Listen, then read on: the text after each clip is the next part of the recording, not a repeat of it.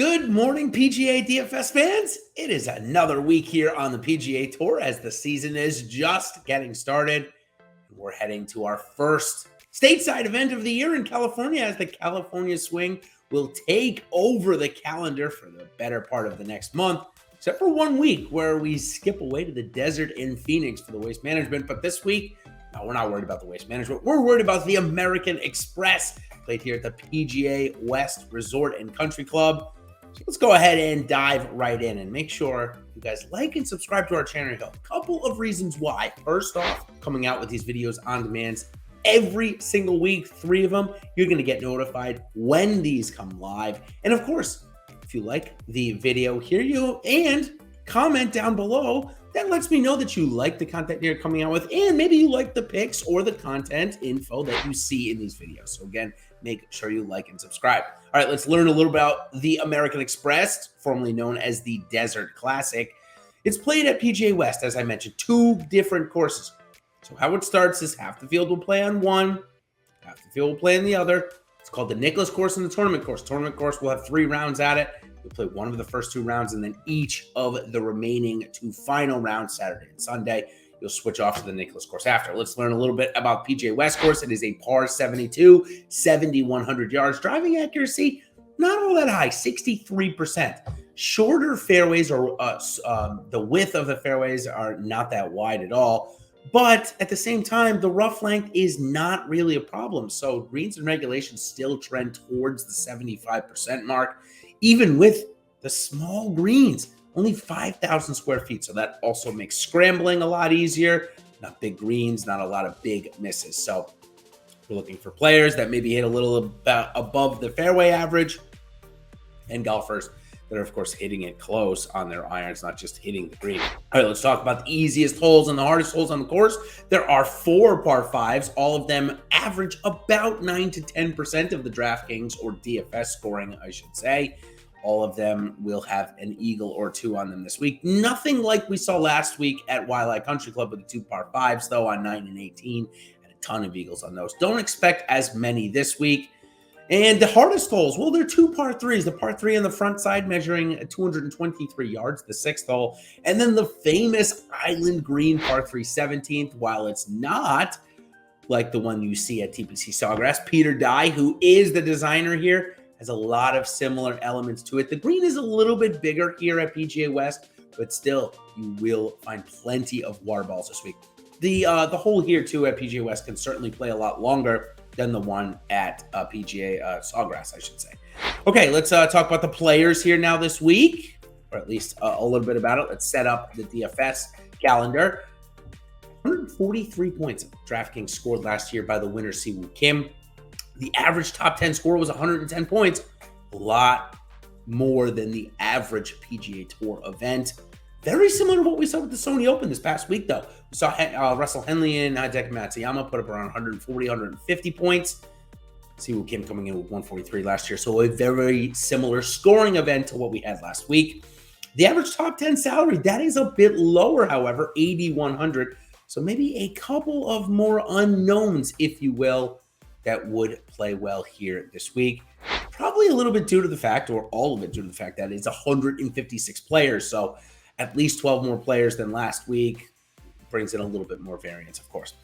All right, now let's learn about the golf course here a little bit, or the grass type, I should say, and some important statistics for the PGA West course this week. First, it is Bermuda throughout the entire golf course, on the greens, on the fairways, on the tees, on the rough, all of the above.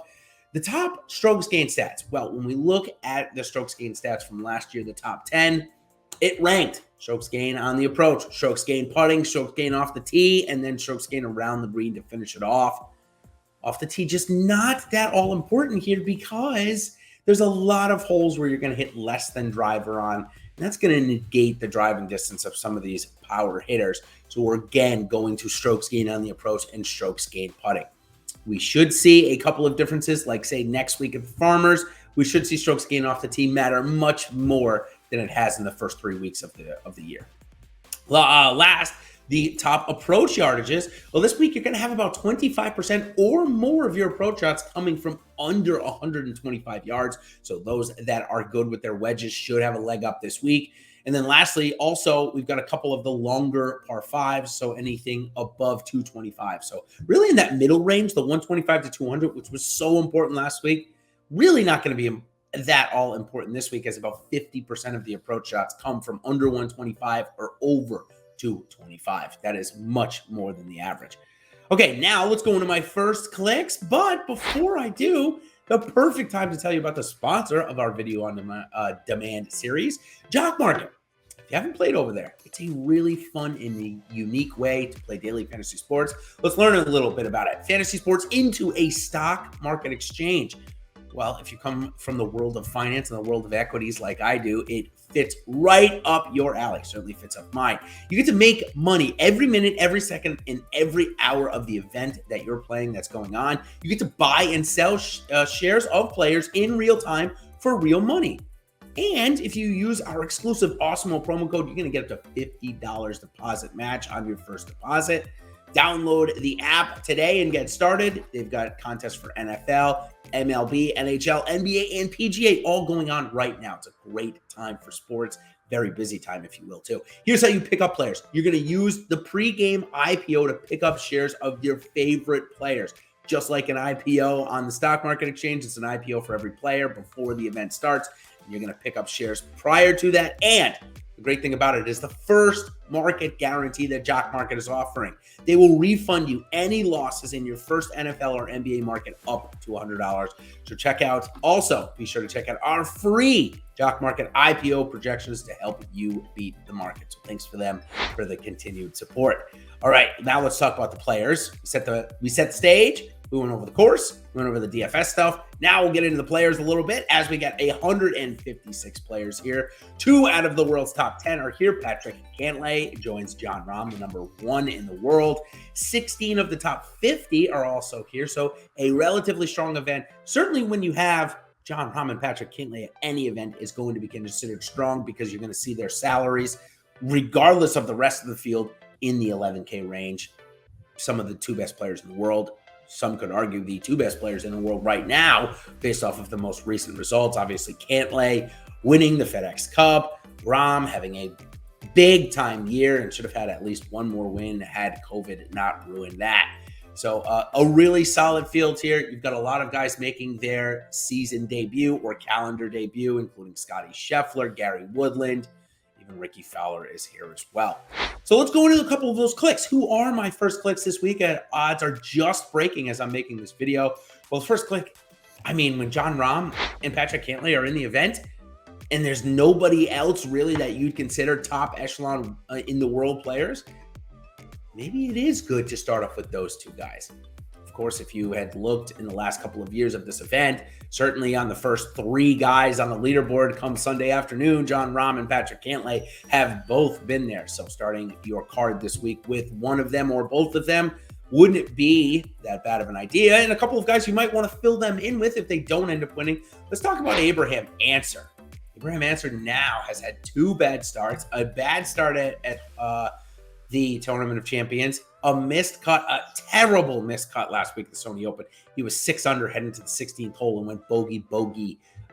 He did end up birdieing 18 to get to -4, but still fell off, didn't need to. Gained strokes on the approach, gained strokes off the tee, gained strokes around the green as well, but lost a tremendous amount putting. Hopefully now coming to stateside at the Desert Classic, where he has 2 straight top 5s at. We'll get him going again. I like him as the middle pick here. And a couple of long shots this week that I'm going to have as my first clicks. 2 guys that I saw stuff last week that I loved. Both came in the top 20 at big-time numbers. It's Dylan Wu and Joseph Bramlett. Dylan Wu, the 25-year-old, and Joseph Bramlett. Dylan Wu, let me finish my thought on him before I go to Bramlett, excuse me. Dylan Wu, the rookie from the Korn Ferry Tour this year, certainly has some game. And then Joseph Bramlett, we've seen plenty of times before on the PGA Tour last year. Nice upside with his ball striking. Obviously, a lot going on, more than just ball striking, but certainly if those guys continue their good form, look at them for some long shots this week.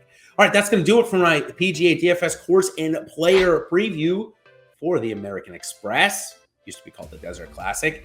Got a great slate of golf coming up after this. It's the Farmers Insurance after one of the best events in this early season, if not the best event. I expect contest to be the biggest. So let's go out and win some money this week so we can enter the big contest coming up next week. So until then, everybody, make sure you check out our live shows. Ben, Raz, and I are on 1 o'clock on Tuesdays, PGA DFS Strategy Show, and then 8 o'clock on Wednesdays. Ben and Eric are going to take live before lockdown and give you the best last-minute advice before lock. So until next time, everybody, good luck, and we will see you on the other side. Cheers.